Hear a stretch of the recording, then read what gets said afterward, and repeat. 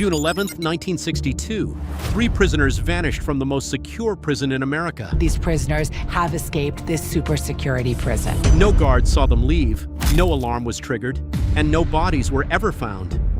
More than 60 years later, one question still haunts investigators. Did anyone actually escape Alcatraz? Alcatraz wasn't just a prison, it was a fortress.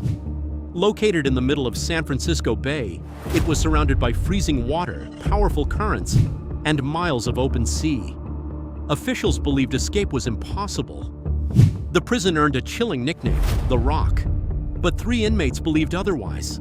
Frank Morris, a highly intelligent career criminal, and brothers John and Clarence Anglin. Together, they would attempt what many considered suicide. For months, the men worked in secret. Using stolen spoons and homemade tools, they chipped away at the weak concrete behind their cells. Every night, a little more disappeared. To avoid detection, they covered the openings with hand-painted cardboard panels. Guards walked past every day, never noticing what was happening inches away. Behind the walls was an unused utility corridor, a hidden space where the prisoners built their escape. Night after night, they worked in complete darkness, planning, building, and waiting. The prisoners knew they needed time before anyone noticed, so they created one of the most famous prison decoys ever made. Using soap, toilet paper, concrete dust, and real human hair collected from the prison barbershop, they built fake heads.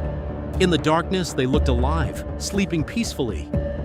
On the night of June 11, 1962, the plan began. The men squeezed through the holes behind their cells, climbed into the utility corridor, then onto the prison roof.